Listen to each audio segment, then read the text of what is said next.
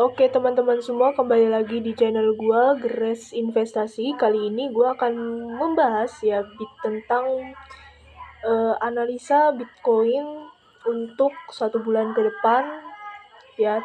Apakah akan menurun ya seperti bulan Juni kemarin, yaitu kemarin itu sempat turun di harga 58.000 dolar ya. Dan sekarang mulai naik lagi menyentuh harga 61.000 ya USD. Dan kali ini kita akan melihat dan secara teknikal dan fundamental apakah akan naik atau malah akan anjlok melewati 58. Ya gua nggak tahu. Ya, kita analisa.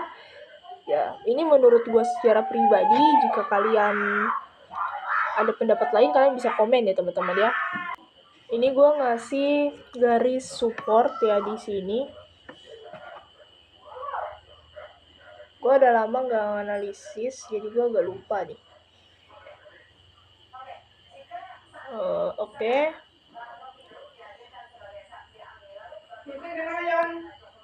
Kayaknya kita nggak usah pakai teknikal terlalu ribet, kita langsung ke fundamentalnya aja biar lebih cepat ya. Karena ini kan kita bahasnya investasi ya, bukan trading gitu. Ya udah, kita ke Chrome.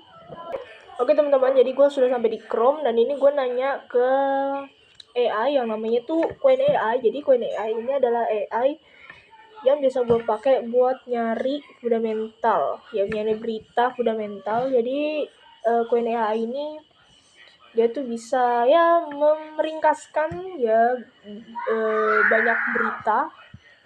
Jadi kita lebih mudah, nggak usah perlu nyari-nyari ke berbagai situs, berbagai web. Kita tinggal tanya ke Coin AI, dia pasti bisa membantu dan menjawab ya teman-teman. Oke teman-teman, jadi di sini faktor fundamental utama untuk 1 bulan ke depan, aliran ETF dan sentimen retail yang lesu. Pasar saat ini dibayangi oleh partisipasi retail yang sangat sepi dan aliran keluar atau outflow dari ETF Bitcoin yang ekstrim. Beberapa laporan menyebut Juli 2026 berpotensi menjadi bulan terburuk untuk aliran ETF yang sangat membebani pergerakan harga BTC dalam jangka pendek. Faktor makroekonomi atau inflasi rebound yang terjadi pada awal Juli dipicu oleh meredanya kekhawatiran inflasi global. Jika data makroekonomi selanjutnya menunjukkan inflasi yang terus terkendali, ini akan menjadi katalis ya positif bagi aset berisiko seperti Bitcoin. Siklus pasar dan struktur teknikal. Bitcoin telah jatuh di bawah level 200 per day moving average 200 MA ya.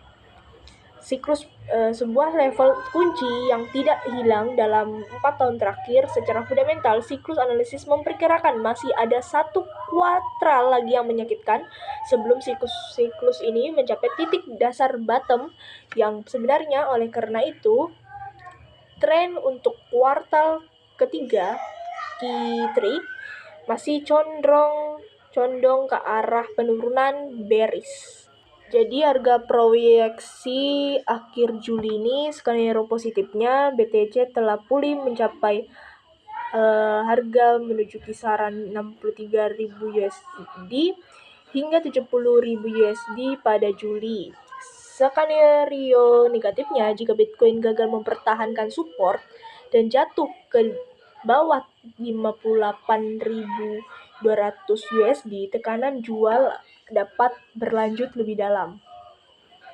Oke guys, jadi di sini Bitcoin itu sebenarnya masih ada satu kuartal lagi katanya di sini, kuartal ketiga ya, untuk condong ke penurunan bearish. Jadi menurut analisa gua ya, analisa fundamental gua, ini Bitcoin akan turun guys. Bitcoin akan turun ya, mungkin akan melewati batas 58.000. Gua nggak tahu, pastinya ini akan turun gitu. kalaupun naik dan masa pemulihannya tuh bagus ya, bisa jadi itu bisa sampai ke harga 70.000 guys. Tapi kalau retail ya, para retail tidak membeli Bitcoin dan kuartal 3 itu terjadi, kemungkinan besar akan turun dan melewati batas 58.000. Jadi seperti itu tadi yang gue bilang,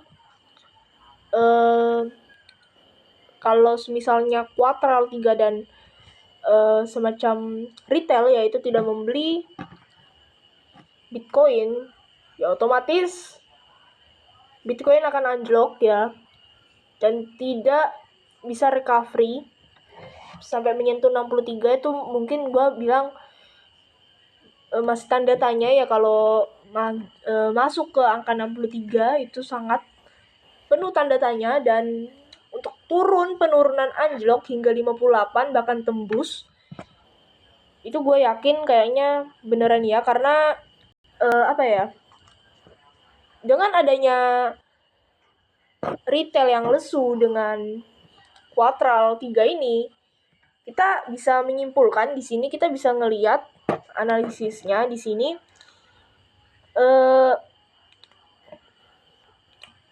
akan ada penurunan ya. Mungkin kita lihat di sini ada candle hijau gitu kan. Kita kan nggak akan tahu candle hijau ini bisa menjadi merah dan menurun ke bawah, dan masih penuh tanda tanya juga kalau mau untuk naik ke atas gitu. Karena di sini trennya kalau kita lihat di time frame ini, gue sudah masuk ke time frame 1 minggu ya. Gue bakal cepetin di time frame mungkin 1 hari lah. Kita lihat di sini. Di sini kita bisa ngelihat time frame 1 hari. Ya. Di time frame 1 hari ini atau day 1 ya, hari pertama. Dalam 1 hari ini gue yakin ya besok tuh akan ada penurunan lagi gitu. Kedepannya tuh akan ada penurunan lagi. Karena kenapa? Karena di sini trennya bearish guys. Kalau misalnya trading ya, orang trading biasanya kan ngelihat itu kayak struktur marketnya mungkin ya seperti gini ya. Ini kan sideways. Ini sideways terus turun. Dan ini masih berlanjut ke sideways guys. Karena di sini sideways. Ya, jadi sini sideways turun ke bawah, terus turun lagi, sideways lagi, dan kemungkinan akan melanjutkan sideways lagi gitu. Jadi sebenarnya kalau menyentuh harga 58 itu mungkin iya, cuman akan naik, mungkin batasnya cuma sampai 62 atau 63, dan ya mungkin nggak akan nyampe ke angka 70 gitu. Mungkin nyampe, cuman agak lama ya, tergantung Bitcoinnya, terserah Bitcoinnya, tergantung situasi ekonominya seperti apa. Seperti itu. Jadi kesimpulannya apa dalam video ini? Kesimpulannya adalah kita nggak akan tahu Bitcoin ini naik atau turun gitu, bear atau bull. Kita nggak akan tahu karena di sini kita bisa melihat ya faktor fundamental utama untuk 1 bulan ke depan, Juli, itu para retail itu lesu ya. Akhirnya Bitcoin itu sangat sepi dan akhirnya mereka outflow ya di saat Bitcoin ekstrim. Jadi mungkin sekarang ya dalam masa pemulihan Bitcoin, para retail mungkin ya para retail berapa lah ya akan masuk. Tapi kita nggak akan tahu karena katanya di tahun di bulan Juli ini akan menjadi bulan yang Bitcoin tuh mungkin akan turun lebih dalam. Karena di sini gue juga baca gitu kan. Gue juga baca meskipun berada dalam jangka pendek, Meskipun sedang berada dalam fase koreksi atau bear market yang reset jangka pendek, struktur fundamental jangka panjang Bitcoin atau pasokan yang terbatas, dan permintaan institusional secara keseluruhan masih dianggap utuh. Banyak analis besar yang optimis untuk paruh kedua tahun ini. Misalnya analisis dari Bernstein memperkirakan Bitcoin akan mencapai 200.000 pada tahun 2006 karena siklus market yang lebih panjang. Sementara itu, firma investasi juga memprediksi bahwa skenario dasar base case Bitcoin akan berhasil pulih kembali ke level 100.000 pada akhir tahun. Kesimpulan ya, gue kasih kesimpulannya. Di sini ada fundamental jangka pendek Juli 2006 masih sangat volatil dan tertekan oleh minimnya minat retail serta aliran ETF yang negatif. Investor disarankan untuk bersiap menghadapi volatilitas tinggi dan potensi penurunan lebih lanjut di kuartal 3 sebelum pasar secara bertahap membentuk dasar atau bottom baru menuju akhir tahun.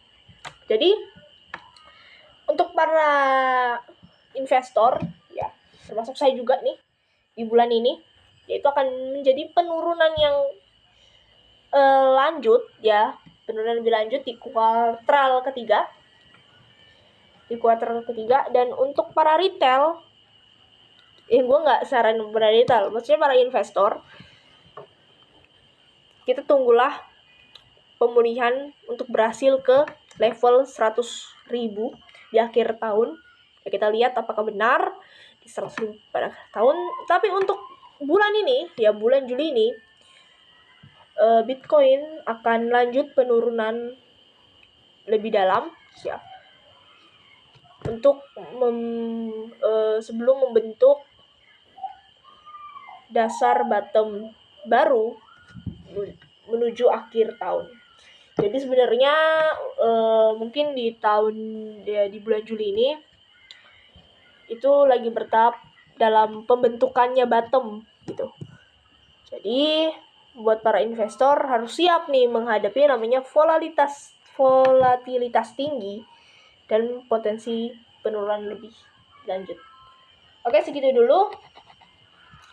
Jika ada yang punya pendapat lain tentang isu-isu penurunan Bitcoin ini, silakan kalian tulis di kolom komentar apakah Bitcoin di bulan ini akan mencapai 70.000 atau malah turun melewati level 58.000. Oke, segitu dulu teman-teman semua. Jangan lupa subscribe, komen, dan like Grace Investasi ini. Oke, see you. Bye-bye.